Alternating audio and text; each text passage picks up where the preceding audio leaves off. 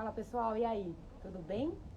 Vamos falar mais uma vez sobre incontinência urinária. E não vai fugindo não, achando que é papo de gente mais velha, que não vai acontecer com você. A gente sempre sabe de uma história que aconteceu com a gente ou com alguém que a gente conhece, né? Então a gente vai falar bastante sobre o trato urinário, sobre essas questões todas que são rodeadas, permeadas de muito preconceito, tabu, tem a ver com a sexualidade, tem a ver com assoalho pélvico. Já falei de assoalho pélvico aqui algumas vezes, né? Sempre pautada pela ciência, com médicos, especialistas, fisioterapeutas que entendem desse assunto e que, obviamente, nos abastecem aqui de informações. Eu tenho dois convidados, o doutor Marcos Freire, que é médico, já está aqui, eu vou chamá-lo.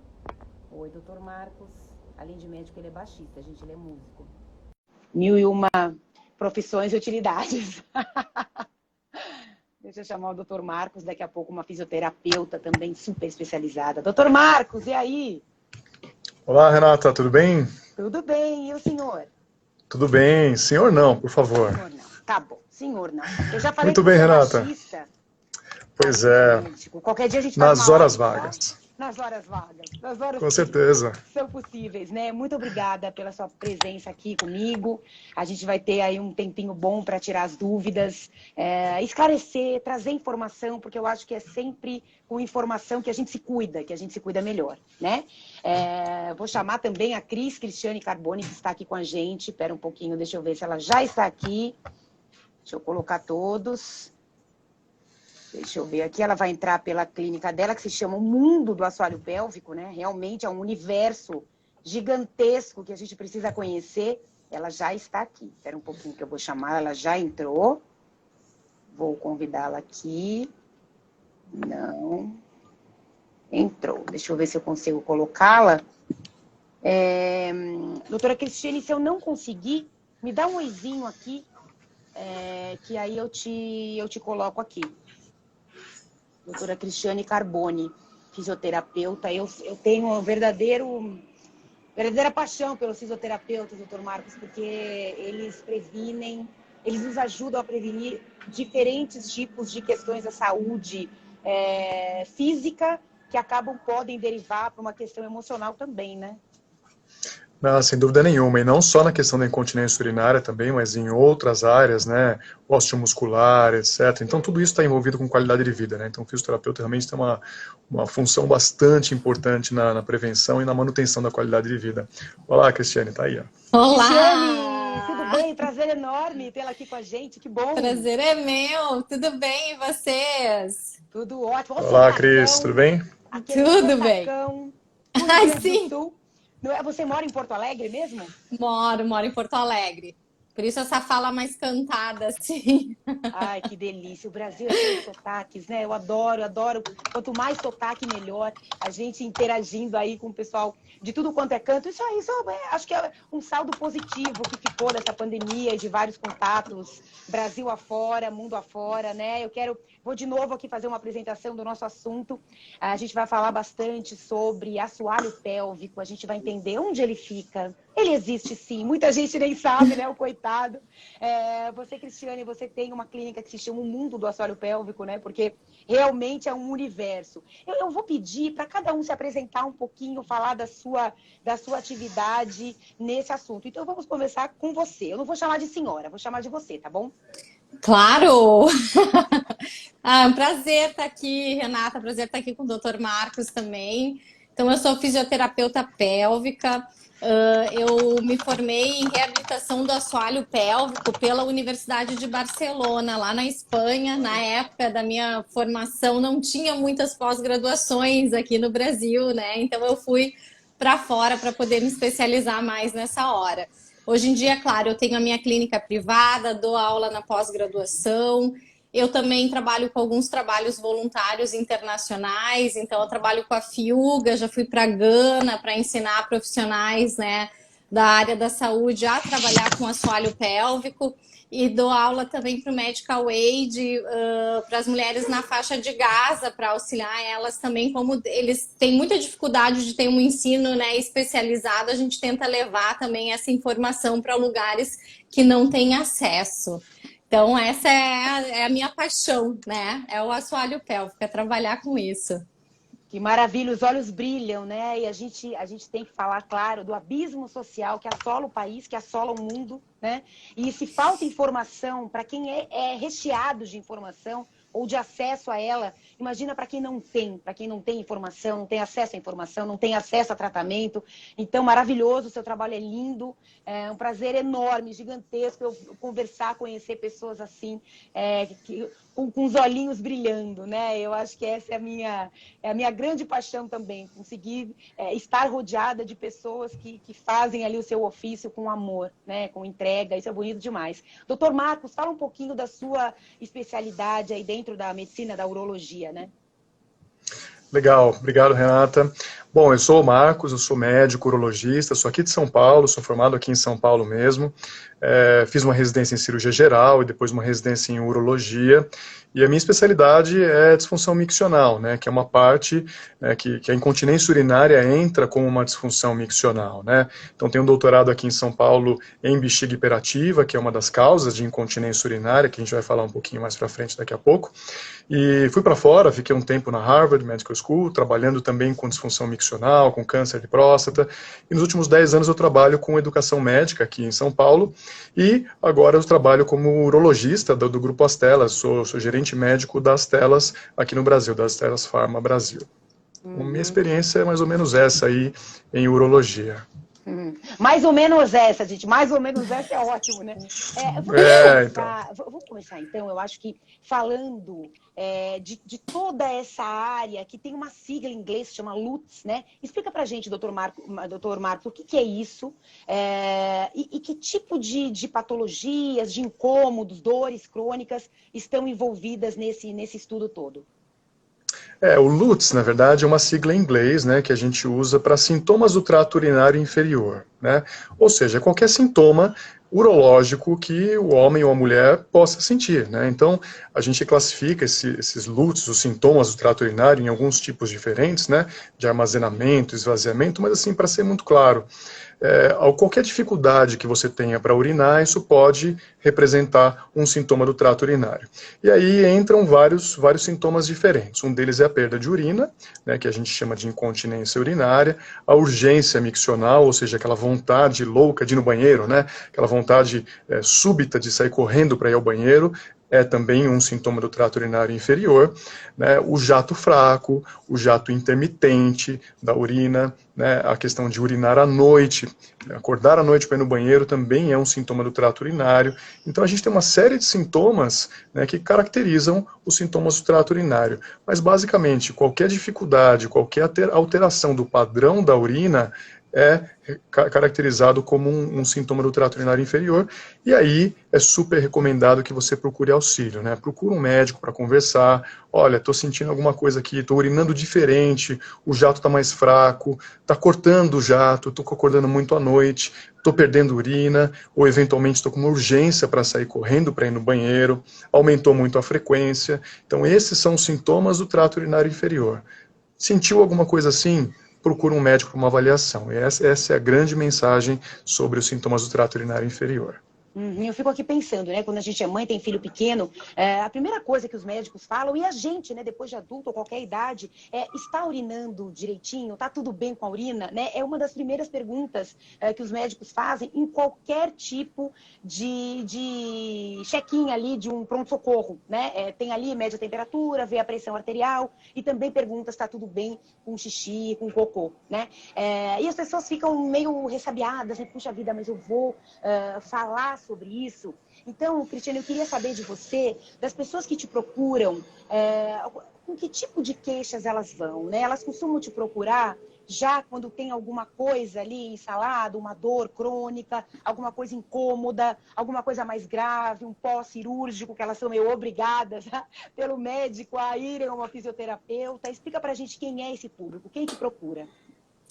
Bom, então é um grupo assim muito variado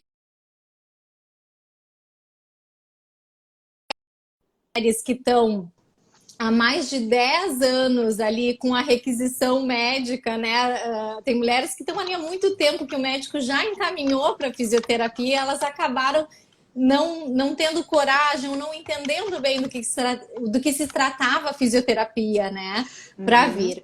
Mas, no geral, assim, nós atendemos muitas mulheres que fazem prática desportiva, né? Mulheres jovens que fazem esportes de alta performance e acabam perdendo urina. A gente atende muitas mulheres com dor pélvica crônica, seja ela proveniente de uma síndrome da bexiga dolorosa, né? Aquela sensação de dor na bexiga quando a bexiga está enchendo. Muitas mulheres com endometriose, né? Com dor pélvica crônica e disfunções miccionais também por causa da dor da endometriose. Incontinência urinária, claro, pós-parto também a gente recebe bastante, mas hoje em dia tem acontecido uma mudança assim, muito significativa do trabalho preventivo. Então, muitas mulheres já vêm antes para a gente avaliar, para ver se está tudo bem, né?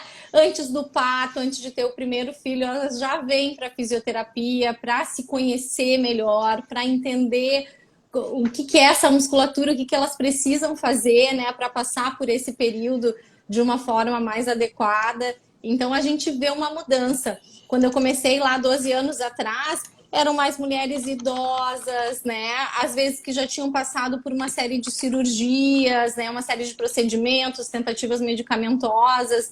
Hoje em dia esse perfil mudou, as mulheres estão chegando antes, né? E também com essa proximidade da fisioterapia com a equipe médica, um conhecendo melhor o trabalho do outro, eu acho que esse encaminhamento, né, esse fluxo das pacientes ficou melhor, e isso privilegia muito as mulheres. Doutor Marcos, a Cristiane está falando para a gente bastante sobre as mulheres, né? Porque a incidência é maior realmente na população feminina, né? Vocês fizeram em 2017 um estudo com mais de 5 mil brasileiros, homens e mulheres acima de 40 anos, nas 5 regiões do país, né? E constataram que o número de mulheres que relatam, né, ter algum tipo de perda de xixi em algum momento da vida ou alguma coisa crônica foi maior que os homens. Fala um pouquinho para a gente sobre esse cenário, né, no Brasil, e como ainda é um assunto meio levado assim às escondidas, digamos assim, né? É verdade, esse é um assunto que ainda fica um pouco obscuro, né, e mais às escondidas, como você falou, mas a gente tem que entender que assim, a prevalência da incontinência urinária no Brasil e no mundo todo realmente é muito grande, né, e é algo que a gente acaba não falando com a propriedade que deveria falar, né, e abordar, né. Esse estudo que você colocou é um estudo que chama Brasil Lutz, é um estudo que a Stelas participou, e a gente tem 3 publicações desse estudo que são muito bacanas, e a gente vê assim, a partir dos 40 anos, a gente tem cerca de 45% de prevalência de incontinência urinária em mulheres, né? O que é um número gigantesco, um número muito grande, né? Para homens também, a gente tem uma prevalência bastante alta, em torno de 15%, mas a gente sabe que o homem realmente tem uma diferença anatômica em relação à mulher, então, por isso existe uma diferença do ponto de vista da prevalência da incontinência urinária entre homens e mulheres. E a mulher também tem outros riscos associados à incontinência urinária, e o mais importante deles é a própria gestação, né, a gestação e o trabalho de parto, que são 2 causas, são 2 fatores de risco importantes para o desenvolvimento da incontinência urinária. Então, esse é um estudo muito bacana, que mostrou realmente uma prevalência bastante alta, o que mostra para nós que a gente precisa abordar esse tema de uma forma muito mais firme, né, muito mais forte, e conscientizar a população a procurar atendimento. Esse é um ponto fundamental. Quando a gente fala das gestantes, né, o corpo todo muda, né? E o assoalho pélvico, que é o chão ali, e a Cristiane vai explicar tudo pra gente já, claro, tem um sobrepeso, né? Tem o bebezinho lá sendo gerado, gestado, né? E aí essa frouxidão ligamentar, articular, muscular, da face e tudo, isso acontece. As mulheres já sabem disso, as gestantes, né? E eu incluo elas aqui, porque é uma população que precisa desse trabalho, claro, claro, mas também todas as outras pessoas que não têm essa justificativa, digamos assim, não, gestante tem várias coisas mesmo, e ali depois da gestação tem que cuidar de si. Nós temos que cuidar, né, o tempo todo. E você falou de mulheres e homens, a prevalência é maior entre as mulheres, mas existe também uma prevalência entre os homens, né? E anatomicamente são diferentes, né, Cristiane? Mas homens e mulheres têm um assoalho pélvico. E eu acho que muitos deles não fazem a menor ideia de onde é localizado. Com certeza, e às vezes até a gente vai dar aula, dar palestras, e quando a gente fala sobre o assoalho pélvico masculino, muitas pessoas ficam intrigadas, né? E falam, mas os homens têm assoalho pélvico, né? A gente vê a surpresa, assim, né? Quando a gente fala sobre o assoalho pélvico masculino.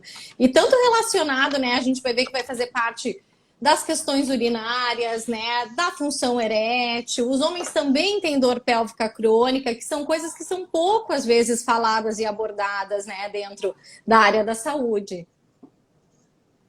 É muito interessante, né? Quando a gente entra na questão sexual, aí pode ser que as pessoas se interessem mais, né? Porque quando você fala em incontinência urinária, ou trabalho de assoalho pélvico, fala pra quem? Isso é coisa de velho, né? É isso, as pessoas realmente entendem que é assim. E você, no comecinho aqui, nos disse que trata muito de mulheres que praticam atividade física, né?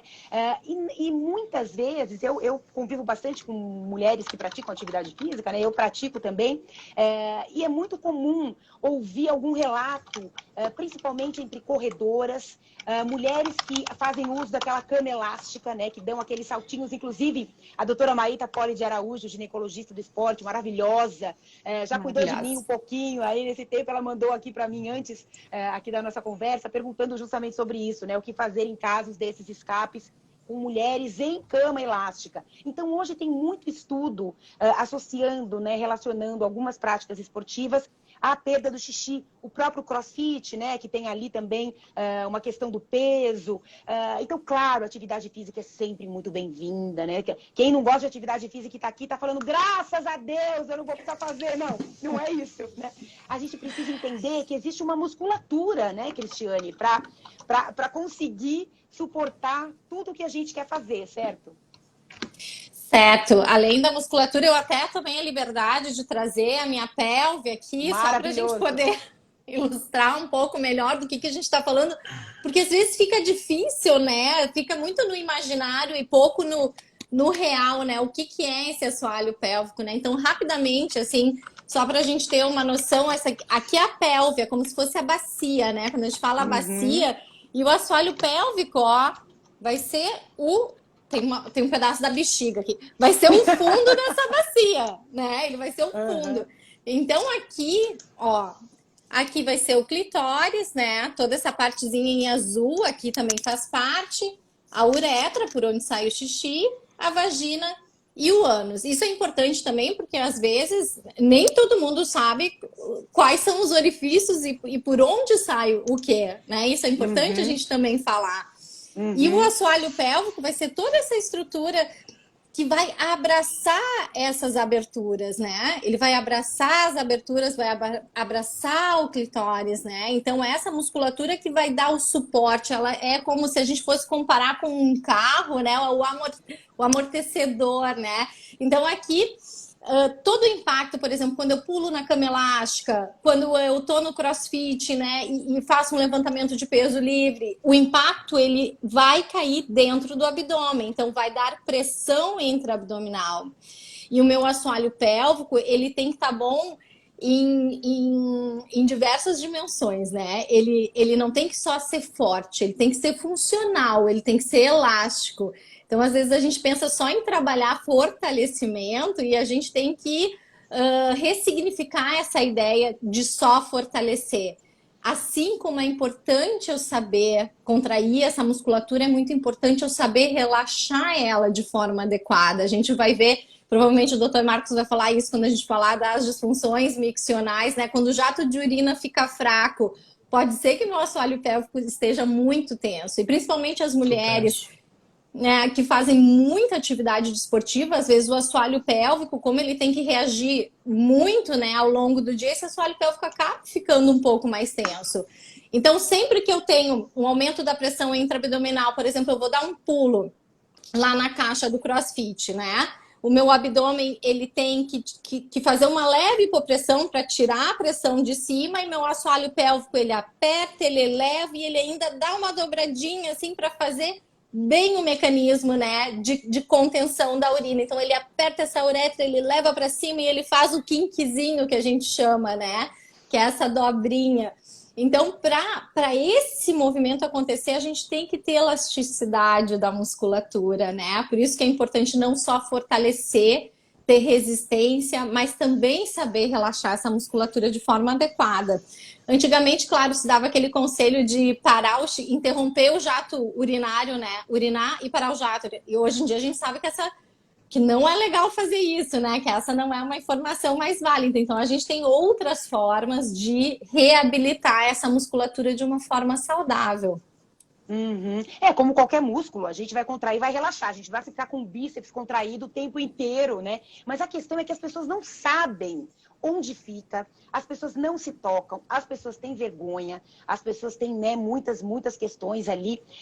Doutor Marcos, a Cristiane está falando aqui, né, sobre, por exemplo, a história do xixi fraquinho, né?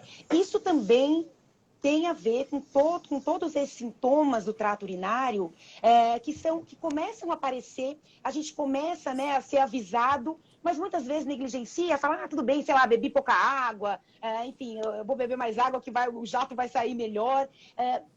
Esses indicativos vêm de uma forma muito discreta no começo e podem derivar para questões mais sérias de saúde? Sem dúvida nenhuma, né? Os sintomas do trato urinário, eles são bastante insidiosos, eles vão começando bem devagarinho e a gente vai acabando acostumando com eles, né? Então, na fase dos 40, dos 50, eventualmente a gente nem lembra como a gente urinava quando tinha 20 anos, porque realmente as coisas vão mudando muito lentamente ao longo dos anos e a gente vai se acostumando com eles. Então, é sempre importante a gente estar observando, a gente olhar, a gente, sabe, se perguntar se está tudo bem mesmo, e se houver qualquer dúvida, procurar ajuda, procurar auxílio, e aí um aconselhamento médico sempre é interessante nesse sentido. Mas aquilo que você falou, né, o jato fraco, o jato ser intermitente, ou seja, ele ir cortando, né, um jato mais demorado, mais longo, ficar pingando muito no final, são sintomas do trato urinário. No homem, né, são sintomas relacionados ao aumento prostático, eventualmente. Então a gente precisa realmente procurar um urologista para entender como é que essa próstata está se comportando, né, do ponto de vista do seu crescimento ao longo dos anos, e se isso tem um impacto ou não na sua condição miccional, no seu ato de urinar, né? Então é super importante que a gente tenha essa concepção. Uhum. Eu vou fazer uma pergunta para você e também vou pedir aqui para a Cristiane responder. A história de segurar o xixi, né? Tô com pressa, tô muito atarefada. As pessoas estão atarefadas, né? Elas estão cada vez mais atarefadas. A gente imaginou no começo da pandemia que todo mundo ia dar uma baixada, entender que o mundo acontece, que a gente precisa entender a nossa insignificância, inclusive nesse mundão, né? Somos uma coisinha muito pequenininha, enfim, a gente se dá uma importância muito grande, mas as pessoas, fato é que elas correm cada vez mais. Aquela pausa foi uma coisa meio momentânea, mas ela não perdurou.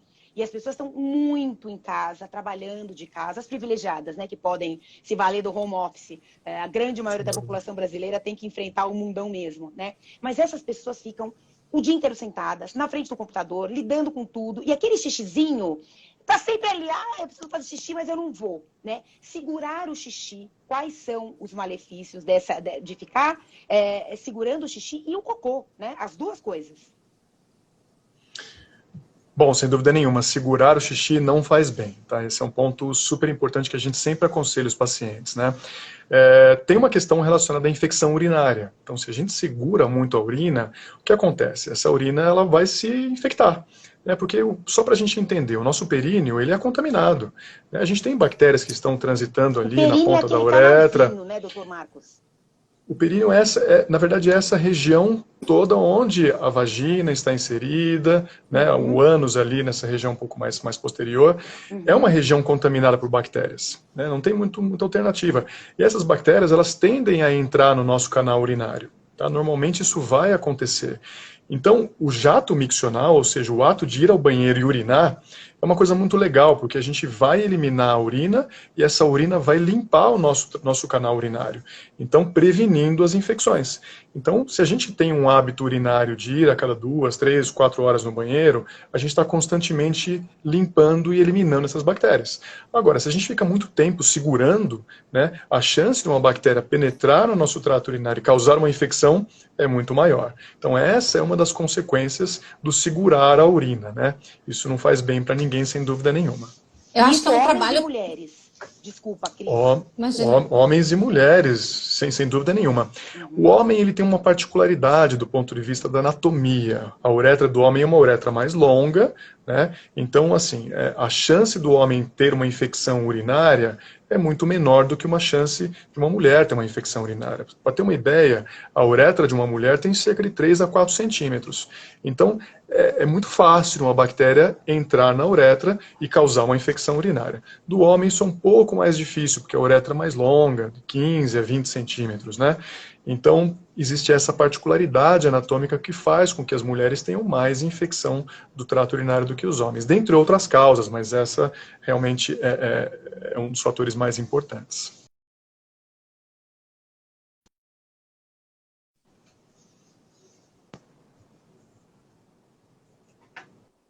Será que a Cris... Não, voltou. Voltei. Você... Deu uma travadinha aqui, Deu uma travadinha. Deu uma travada, isso. Não, então, o que eu achei importante também fazer uma colocação, que é muito importante essa ressignificação de tanto do ato miccional quanto evacuatório, né? Porque as pessoas levam como perder tempo, né? Então, a gente ressignificar a importância de ir ao banheiro, sentar de forma correta, relaxar a musculatura abdominal, urinar, né? Depois de urinar, esperar mais um pouquinho, não sair correndo imediatamente, porque às vezes as mulheres com pressa fazem força para urinar mais rápido e interrompem o jato urinário antes de ter finalizado para conseguir continuar com as suas atividades, né? E a gente poder trazer essa reflexão do quanto isso é absurdo, né? Um momento tão importante, né? Poder sentar, urinar. Então, às vezes, só a gente conversando sobre isso e dando essa orientação a cada 2, 3 horas, né? Sentar com calma, urinar, aproveitar esse momento, muito dos sintomas irritativos, né? Muito dos sintomas do trato urinário inferior já são resolvidas, né? Com uma simples ali orientação sobre como urinar de forma saudável. Eu estou pensando aqui, né, que tem vários estudos, né, falando que a gente tem que estar ali presente naquilo que a gente está fazendo. Na hora de treinar, na hora de comer, na hora de fazer qualquer outra coisa, que você está ali presente. Na hora de fazer xixi e cocô também. Mas as pessoas levam os celulares para o banheiro, ficam ali, né, a perder de vista, não estão concentradas naquilo que estão fazendo. A história de esperar um pouquinho, as mulheres também, a gente também padece do seguinte mal. Se a gente não está em casa, a gente está em qualquer privada, a gente não senta na privada. Então, você já fica totalmente contraída, com tudo contraído, né, ali meio de pé, meio no encostando ali, um agachamento meio mal feito, né? E aí não tá nada relaxado. E você precisa do relaxamento para fazer o xixi. E você sabe que eu fiz outro dia, uma médica falou para mim, Renata, espere, fica ali. Se você esperar um minutinho sentada na privada, você vai ver que tem um resíduo. Esse resíduo vai sair, é tipo uma colherzinha de chá, sei lá, mas vai sair. E é esse resíduo... Aqui o doutor Marcos se referiu agora há pouco, né? Que é aquilo que fica ali, tipo uma água parada, né? Um xixi parado que pode prejudicar a gente. Então, levar o celular, fazer reunião no banheiro, tá fora de cogitação, é isso? O ideal é aproveitar esse momento, né, para se conectar com o corpo, né? Como a gente está afastado, né, das sensações corporais, né? Então, eu acho que é isso mesmo. Doutor Marcos, e aí? E os homens? O homem também tem uma praticidade muito maior, né? Pela anatomia, enfim, é muito mais simples. Mas também estão sempre com pressa, né? Sempre com pressa, sem dúvida nenhuma, mas um ponto que você colocou é fundamental, né? Para o homem é muito mais fácil, né? Então existe a questão dos banheiros públicos, eventualmente no trabalho ou na escola, que realmente para o homem é muito mais simples, né? Ele tem lá um mictório, então ele não tem tanta preocupação assim com a questão de sentar no vaso, né? Que geralmente o vaso tem ali resíduos de outras pessoas que deixaram, então é realmente muito mais fácil para o homem, e as mulheres acabam sendo mais retencionistas mesmo, né? Tem a questão de assim, eu faço xixi em casa, eu faço cocô em casa, e evita eventualmente de ir ao banheiro no escritório ou na escola, e realmente isso não é legal, isso realmente é um pouco prejudicial, sem dúvida nenhuma, porque a mulher fica realmente mais retencionista, segurando muito mais tempo, predispondo a problemas como a infecção do trato urinário, sem dúvida nenhuma. Dicas simples, como levar um alquinho gel junto, um pedacinho de papel, higienizar o assento, né? Sentar. Muitas mulheres falam, eu acho que isso a gente tem que falar, né? Elas falam, eu tenho medo de ficar muito tempo fazendo xixi, o pessoal vai achar que eu tô fazendo cocô, e a gente fala, mas qual que é o problema, Qual né? o problema, né? Qual o problema, né? De Fazemos xixi, fazemos cocô, né, gente? É isso, né? Pela proximidade também, né? A gente tem que cuidar, as mulheres constipam muito mais também, tem mais dificuldade evacuatória. Às vezes tem pacientes que chegam no consultório e estão há 5, 6 dias sem evacuar. Pela proximidade do reto com a bexiga, isso também vai dar sintomas urinários, né? Então a importância de estar cuidando do intestino também para ter a parte urinária mais saudável. Uhum. Olha, interessante. A Leisa tá mandando uma mensagem aqui ótima, falando o seguinte, né? Porque os médicos dizem que depois dos 60 anos é normal tossir e perder o xixi. E eu vou juntar isso, eu vou pedir para os dois responderem, começando por você, doutor Marcos. As pessoas se acostumam com mais ou menos. Ah, não, olha, depois dos 50 vem a menopausa, já era. Ah, depois dos 60 vai fazer xixi nas calças mesmo e não tem mais jeito. Gente, a gente falando, né, de expectativa de vida só aumentando, mulheres com 50, 60, 70 anos, donas de si, mandando na própria vida, cuidando do corpo, se relacionando sexualmente, elas também, com eles, enfim. A gente precisa se relacionar com o corpo e não pode pensar, não, olha, agora é ladeira abaixo. Tá errado, né? Então vamos explicar aqui para a Leisa respondê-la e, enfim, falar com todo mundo. Não, realmente esse conceito mudou completamente, né? Assim, 50, 60, 70 anos são pessoas jovens, são pessoas que estão ativas e produtivas, né? A questão sexual que você colocou é super relevante, então não dá para a gente comparar esse momento que a gente vive com 30, 40, 50 anos atrás. Então, esse conceito que você comentou, de assim, a partir dos 60 anos é normal perder xixi, não, perder xixi não é normal. Tá? Perder xixi é uma condição que traz algumas complicações, né? Depressão, ansiedade, isolamento social, etc. Então tem uma série de problemas associados à incontinência urinária. E a gente não pode simplesmente dizer, olha, é normal para a sua idade e está tudo certo. Né? Existe ainda esse conceito de que a perda de urina é uma coisa natural. E a gente não pode encarar dessa forma. A gente tem que encarar isso como uma questão a ser tratada e a ser resolvida. E olha, a gente tem muita ferramenta interessante para o tratamento de incontinência urinária, tá? Independente da causa, seja incontinência urinária de urgência ou de esforço, a gente tem muita ferramenta, fisioterapia, a gente tem trabalho comportamental, a gente tem medicamentos muito eficazes para isso. Então a gente tem que colocar na cabeça das pessoas o seguinte: tá perdendo urina? Legal, vamos procurar um médico e tem tratamento para isso. E certamente a qualidade de vida dessa pessoa vai melhorar e muito depois desse tratamento. Então essa é uma mensagem que tem que ficar. Uhum. Tanto isso, Cristiane, como também dores na relação sexual, né? Tem muita mulher que para de se relacionar sexualmente porque tem dor, né? E aí tem vergonha, o problema tá comigo. Aí vira uma outra questão, vira uma questão realmente complexa demais, porque a sexualidade faz parte da nossa vida, né? A vida ativa, sexual ativa, faz parte de uma vida saudável, né? Então, eu queria que você falasse também um pouquinho sobre essa pergunta que a gente recebeu e sobre essa parte também da sexualidade, né? Da dor durante o ato sexual. Muito com o Dr. Marcos, eu só não sei se vocês estão me ouvindo. Estão me ouvindo? Sim, sim. Tá ótimo. Eu concordo muito com tudo que o Dr. Marcos falou, né? Sempre esse casamento, né, multidisciplinar, né, urologia, ginecologia, fisioterapia, isso tem que estar muito bem alinhado. Às vezes as mulheres, né, ali na faixa etária dos 60 anos, além de ter alguma disfunção muscular, vão ter alguma deficiência hormonal também, né? A gente poder associar a terapia, né, medicamentosa com a fisioterapia para poder fazer essa restauração, né, da saúde.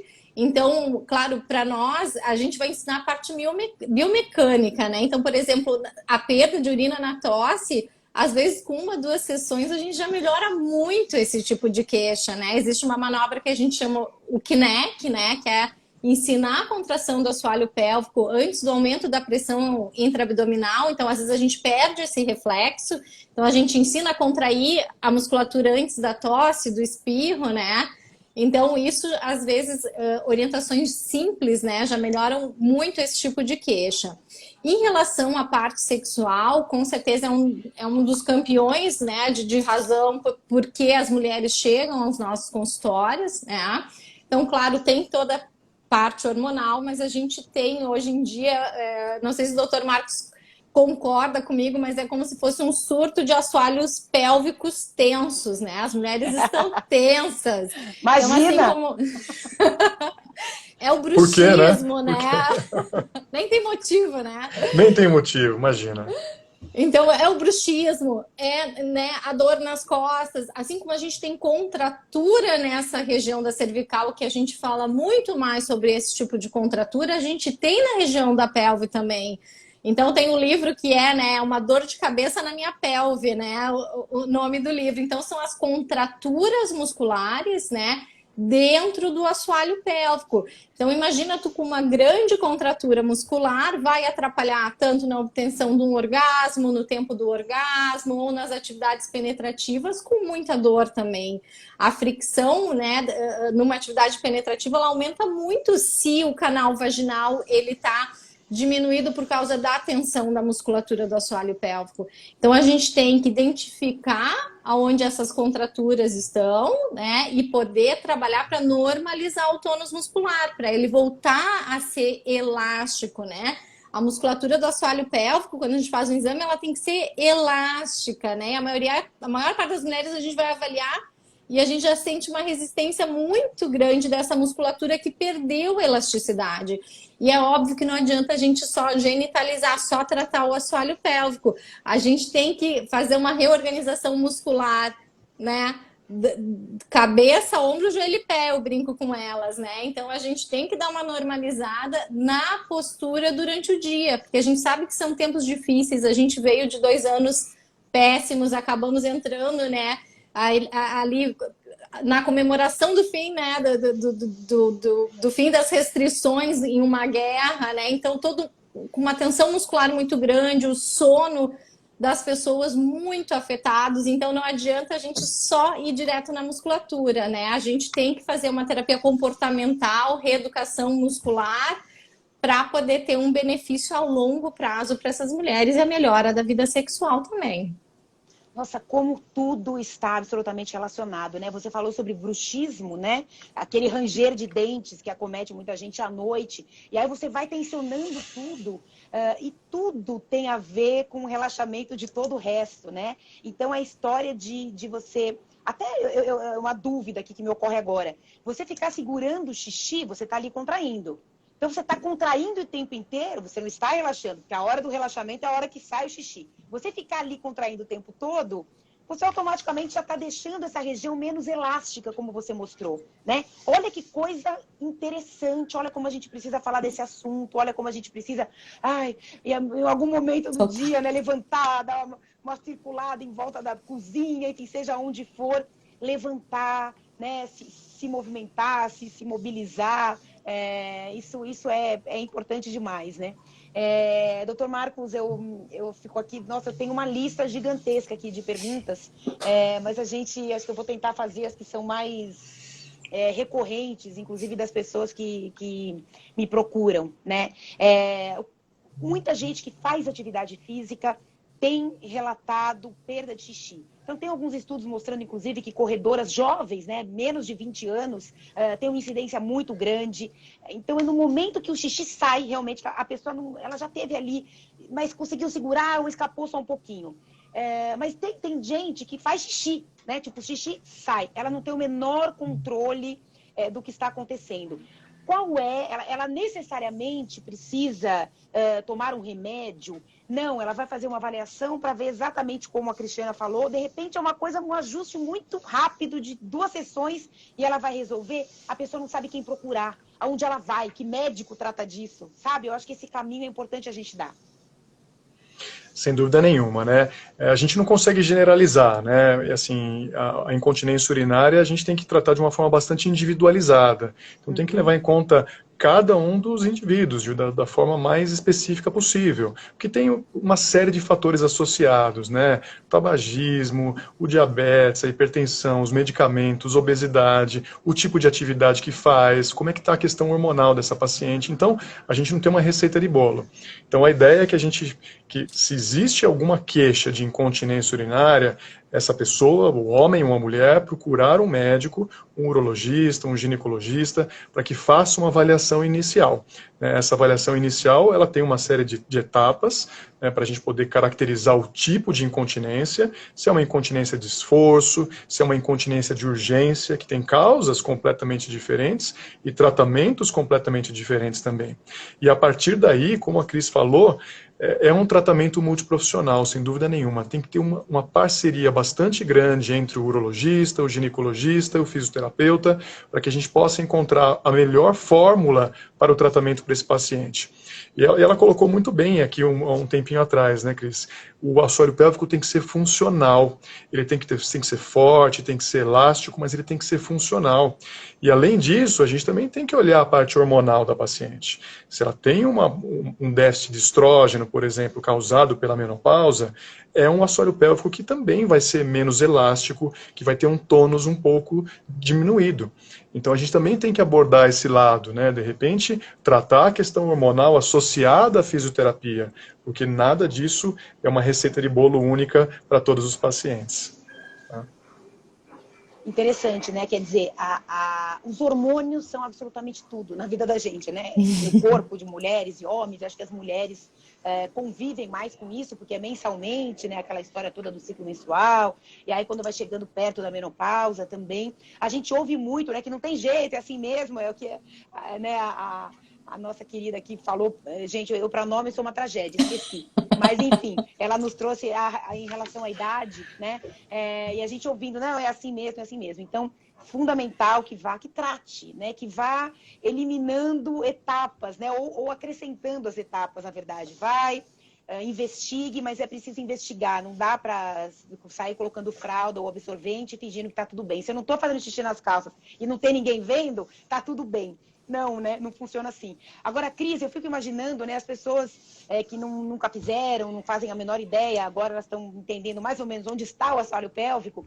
Como é que são esses exercícios, né? Ela pode fazer sozinha? Como é que ela sabe que ela tem ali tensão? Existem bolinhas, como a gente tem tensão aqui, a gente, tem uma bolinha aqui, não sei o que, fica ali. No assoalho pélvico também tem, essas bolinhas vão sendo dissolvidas, digamos assim, com toque, dá para fazer automassagem? Como é que a gente faz para ir cuidando disso, fazer ali, né, uma lição de casa para não ficar totalmente contraída, porque um pouquinho contraída eu acho que é meio básico. Que é difícil. Ótimo, eu digo para minhas pacientes, eu falo pelo menos alguns momentos no dia tem que dar um alívio para esse assoalho pélvico, para esse abdômen, né? Uhum. Porque a gente fica naquela postura de rigidez, a gente vê nas atletas isso também, né? Elas levam um gesto desportivo, às vezes, para o resto do dia delas também. Então a gente tenta fazer essas pequenas correções.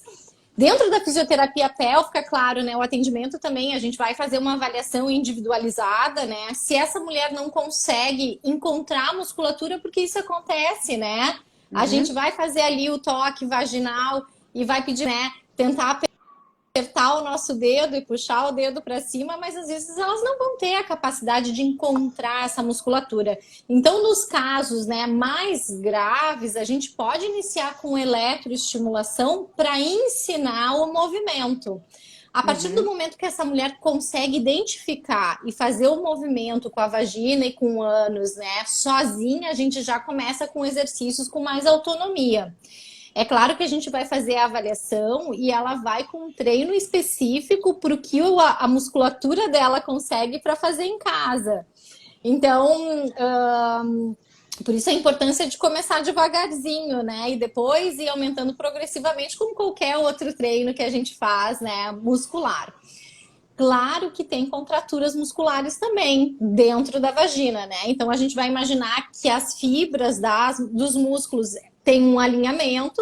Com excesso de tensão, às vezes esses músculos perdem o alinhamento, né? Quando ele literalmente ele embola a musculatura, a gente fala que também o embolado, né? É quase que literal, né? O músculo perde o alinhamento e a gente consegue palpar, né, esses pontos de tensão e de rigidez muscular.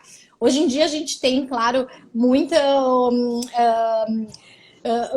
tecnologia, né? Então a gente tem a eletromiografia de superfície, que é como se fosse um videogame que se joga com a musculatura do assoalho pélvico. Então a mulher ela consegue ver lá na tela da TV, né? A gente usa eletrodos de eletrocardiograma, né? Perivaginais ou perianais, e quando ela contrai, as telas são lindas, é uma borboletinha, né? Um passarinho que sobe, que faz o movimento. Isso é muito interessante, porque daí às vezes ela acha que ela tá relaxada, mas ali fica muito óbvio, né? Daí eu brinco que o aparelho entrega também, né? Ela consegue ver que às vezes ela acha que relaxou tudo, mas ainda não relaxou. E é super importante a gente colocar essa mulher também na atividade em que ela tem a perda urinária. Então, se ela perde urina pulando, então a gente vai fazer exercícios ensinando a pré-contração no pulo, né? Se ela perde urina quando ela está levantando da poltrona, a gente vai treinar esse levantar da poltrona. Então, os exercícios, eles também têm que ser funcionais. Esse assoalho pélvico tem que ter a atividade, né? A gente tem que mimetizar, né, a atividade onde ela tem a perda, para que a gente comece a recuperar esses reflexos, ou que a gente comece a comunicar melhor essa musculatura com a bexiga, né? Por exemplo, na síndrome da bexiga hiperativa, né, a gente brinca que a bexiga fica mal criada, né? Ela contrai quando não deve. E quem deveria estar fazendo essa inibição é o assoalho pélvico. Então eu digo que a gente tem que fazer as pazes, né, entre bexiga e músculo do assoalho pélvico. Então também a gente faz esse treinamento, né, para que essa função vesical e muscular volte a se comunicar melhor. A gente vai ver que tem muita associação, né, com a parte evacuatória também, né? Quando melhora a parte urinária, normalmente as queixas também evacuatórias dão, né, uma melhorada também. É porque abre um caminho ali, né? Doutor Marcos, existe tratamento para mulheres e homens com essa bexiga meio rebelde, assim? Gente, eu tô me identificando, uma loucura, tô me identificando com tudo. Começando o bruxismo aqui de cima, meu Deus! Fala um pouquinho sobre isso pra gente, doutor Marcos. Não, sem dúvida. Como a gente falou um pouquinho antes, assim, a incontinência urinária, a gente tem duas grandes divisões, né? A incontinência de esforço, que é essa que a gente estava abordando até agora, né? Do exercício físico, da atividade física, de carregar um peso, de fazer um esforço, tossir, espirrar. Se a mulher ou o homem perde urina nessas situações, a gente classifica como uma incontinência urinária de esforço. Tá? Uhum. Agora, existem as perdas urinárias relacionadas à bexiga hiperativa, que a gente chama, que é aquela bexiga que contrai demais em horários que não deveria contrair. Então, por exemplo, nós estamos aqui nessa live aqui, batendo papo, de repente, assim, minha bexiga contrai com uma força muito intensa, eu tenho que sair correndo daqui para ir no banheiro. Isso é bexiga hiperativa, não dá para segurar. Uhum. A gente tem uma urgência muito grande e a gente precisa parar o que está fazendo para ir correndo para o banheiro. Isso já caracteriza uma bexiga hiperativa. Tá?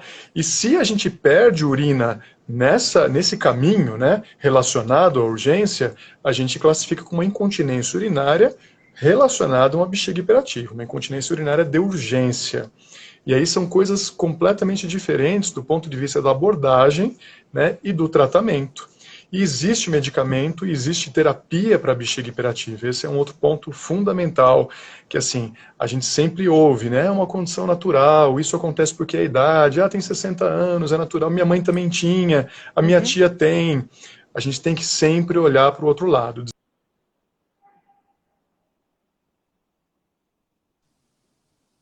Tem uma gama muito grande de áreas terapêuticas, né? Uma delas é a terapia comportamental, né, que é super importante, a fisioterapia também. E existem medicamentos que relaxam a bexiga. Esses medicamentos fazem com que a bexiga não contraia dessa forma tão intensa e tão súbita e faz com que os pacientes não tenham esses sintomas de urgência. Então isso é muito legal, porque assim melhora demais a qualidade de vida das pessoas, né? A gente precisa entender que tem tratamento e os tratamentos eles são muito interessantes no sentido de que existem poucos efeitos adversos relacionados aos medicamentos também. Então a gente precisa de uma avaliação médica super caprichada para tratar isso aí, que tem tratamento. Entendi. Não tem necessariamente a ver, nesse caso, com o volume de xixi enorme, né? Então a pessoa lá, sei lá, quando a gente vai fazer um ultrassom, toma não sei quantos copos d'água, fica com realmente, precisa fazer esse xixi. Não tem jeito, não né? é isso. Você pode ir ao banheiro e ter um xixizinho ali, uma coisinha pouca, é isso? Renata, quem tem bexiga hiperativa, além dessa urgência, geralmente tem outros sintomas como aumento de frequência. É uma pessoa que vai fazer xixi de hora em hora, ou de 30 ou 45 minutos. Então, normalmente, a gente consegue segurar o xixi aí em torno de 2, 3, 4 horas. A gente fica confortável, né? Porque a nossa bexiga tem uma autonomia, tem uma capacidade em torno de 400, 500 ml. As mulheres um pouquinho mais, porque elas já estão acostumadas a segurar um pouco mais, né? Agora, se a gente começa a ir ao banheiro de hora em hora, a gente vai e faz um pouquinho de xixi, né? A gente faz 100 ml, 150, daqui uma hora vai lá e faz mais 150. Então, quer dizer, não é uma questão relacionada ao volume, mas sim a uma hiperatividade, a uma hipersensibilidade da bexiga. Caiu um pouquinho de xixi ali, acaba contraindo com força, tem que ir correndo para ir no banheiro. E se não tiver um banheiro perto, faz xixi na calça. Isso realmente tem um impacto brutal do ponto de vista social, do ponto de vista psicológico, e é associado a vários problemas, depressão, ansiedade. A roupa fica molhada o tempo todo, né? Isso predispõe à infecção de urina. Então a gente tem uma série de questões aí que orbitam essa incontinência urinária, que a gente não pode simplesmente dizer que é algo natural da idade. Cris, para a gente encerrar, né? Que já estamos aqui há 1 hora quase, gente. Maravilhoso. Passou voando. A gente pode ficar mais umas 3 horas aqui, Renata. É verdade. Que riqueza, né? Que riqueza de detalhes a gente tem que mostrar, falar. Porque as mulheres, elas estão mais abertas, mas elas foram educadas, nós fomos educadas, né? Ainda bem que, enfim, na minha família fomos nos modernizando, mas a sermos ali até, tudo é uma vergonha, né? Ai, não pode, vou falar baixinho, ai, mas os homens, então, quando fala de uma região, né? Ah, vamos lá, então, anos, não sei o quê, eu fico imaginando, você também lida com pacientes homens, eles te procuram, no momento de questões relativas à disfunção erétil, tem também os pós-cirúrgicos de próstata, eu estava vendo lá a lista de tratamentos que você faz. Mas como é que é, né, a busca do homem e da mulher? Eu queria só entender como é que é esse perfil lá na sua clínica.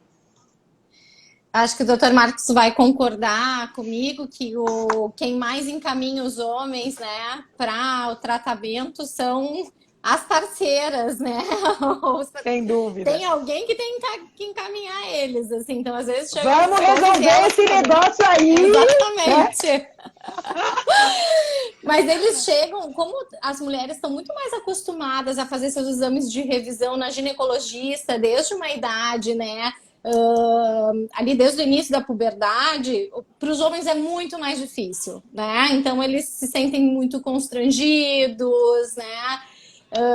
É um momento muito difícil para eles. Então, os 2 principais grupos que procuram são os homens com dor pélvica crônica e, geralmente, os urologistas têm mandado muito para fazer pelo menos 1 ou 2 sessões antes da cirurgia de próstata, para eles já saberem como é que vai ser ali o depois, né? Para perder aquele medo de depois se acontecer alguma coisa, porque, infelizmente, ainda muitos homens deixam de consultar o urologista, né? Por medo de achar alguma coisa, deixam de fazer a cirurgia por medo das possíveis, né, consequências. Depois eu sempre digo, não importa o que acontecer, tem como dar jeito, tem fisioterapia, tem medicação, tem cirurgia, a gente vai dar um jeito de melhorar essa qualidade de vida, né? Independente do que possa acontecer.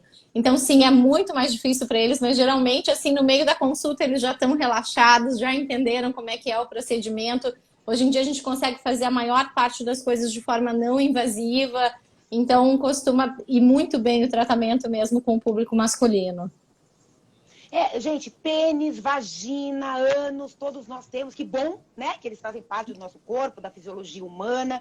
E eu fico vendo as pessoas, né, muito preocupadas, ficar com glúteo, bumbum na nuca, barriga chapada, não sei o quê, e tá lá usando absorvente porque não vai cuidar de estar fazendo xixi nas calças, né? Leisa querida, desculpa, eu esqueci teu nome, mas agora você me mandou aqui um agradecimento ao nosso papo. Muito obrigada por ter ficado com a gente. Várias pessoas aqui que eu vou reconhecendo. Um beijo para todos. Doutor Renato Kifuri, que está aqui nos assistindo também. Eu já vou pensar em algumas coisas aqui para trazer o doutor Renato, mas agradecendo muito a vocês. Que assunto importante, como é fundamental a gente cuidar do corpo. Eu costumo dizer, e a gente finaliza assim, eu queria até ouvir um finalzinho de vocês sobre isso. A pessoa que se movimenta, a pessoa ativa, né, que coloca o corpo para se mexer, pratica alguma atividade física, não precisa ser atleta, não é isso, com grandes metas mirabolantes, mas a pessoa que se mexe, que quer mexer o corpo, porque o corpo nos leva, é a nossa casa, é o nosso veículo, né, o nosso meio de transporte, a gente também entende um pouco mais, a gente tem mais consciência corporal, a gente ganha isso e a gente ganha familiaridade com o corpo. Então não é feio a gente se tocar, não, onde está o buraco, onde está o outro, onde está aqui o músculo e tal. E somos feitos disso tudo, e a gente precisa levar, encarar dessa maneira, né, doutor Marcos, aqui, já aproveitando e peço para o senhor dar um tchau aí para a turma. Não, sem dúvida nenhuma, assim, essa questão da atividade física, da gente se mexer, da gente se conhecer, realmente é algo importantíssimo, não só para a questão da incontinência urinária ou problemas de assoalho pélvico, mas para a manutenção e a prevenção de doenças, né, a manutenção de uma vida saudável, né, e a conquista realmente da saúde. Então é fundamental que a gente tenha esses hábitos, essas práticas, e é fundamental que a gente observe a nós mesmos, né? Que a gente possa se conhecer. E quando for fazer xixi, observar o xixi. Como é que tá o xixi? Tá legal? O jato tá bom? Né? Tá cortando o jato? Tá tudo certinho? Tá doendo para fazer xixi? Tô acordando muito à noite para ir no banheiro? E se tiver qualquer dúvida, o fundamental é que a gente procure auxílio. A gente procure um médico. Você comentou há pouco tempo atrás, homens e mulheres, as mulheres estão muito mais acostumadas. Os homens são uma tristeza, Renata, assim, eles têm uma resistência gigantesca para ir no médico, especialmente no urologista, para ver disfunção erétil, próstata, aí a questão do câncer de próstata, etc. Mas isso está mudando, viu? A gente está realmente aí martelando nessas questões o tempo todo. Eu acho que assim, a gente está conseguindo uma mudança cultural muito significativa e assim a gente está chegando lá e ajudando esses homens a conquistar a saúde, sem dúvida nenhuma. Muito bom. Cris?